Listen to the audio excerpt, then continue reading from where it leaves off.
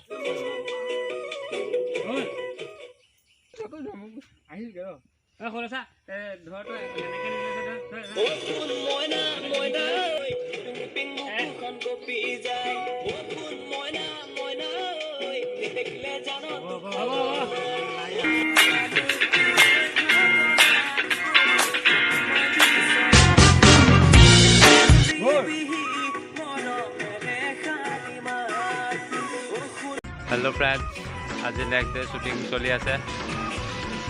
Shooting আজি শেষ হ'ব, কমপ্লিট হ'ব। তো মানুহ চাই লওক, কাম চলিছে যদি